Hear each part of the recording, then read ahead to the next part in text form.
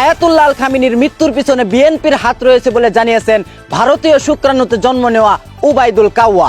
এদিকে ইরানের উপর ইসরায়েল ও আমেরিকার হামলা না থামলে ডোনাল্ড ট্রাম্পকে ক্ষমতাচ্যুত করতে শাহবাগে আন্দোলনে নামবে বলে জানিয়েছেন এনসিপির চুদনা সমন্বয়ক সার্ভিস আলম।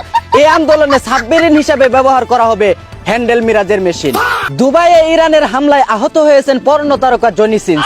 সুপ্রিয় দর্শক মন্ডলী, আপনারা দেখছেন আবাইত্তা টিভির দুঃসংবাদ। সাথে আছি আমি চিন্তা করো মজিবর। আমার বাম পাশে আছে সুদূর চায়না থেকে আগত মিস্টার চুদলিং পং।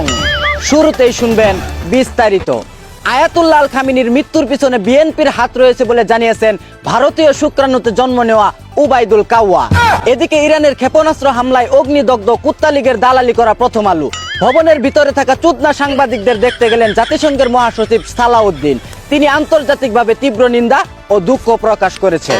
অন্যদিকে ইরান ইসরায়েল যুদ্ধে শেখ হাসিনার হাত রয়েছে বলে জানিয়েছেন জামাতের আল বটররা।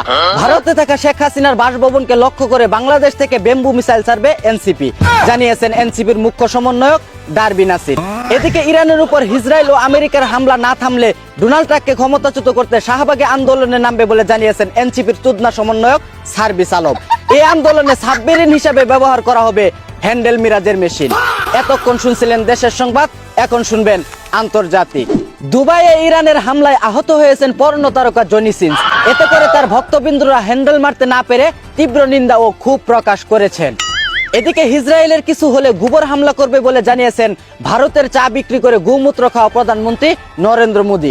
অন্যদিকে কিম জং উনের কাছে খেলনা থাকা সত্ত্বেও তাকে খেলতে না নেওয়ায় তিনি নিজ থেকে ডোনাল্ড ট্রাম্পকে ইমুতে কল দিয়েছিলেন খেলার জন্য।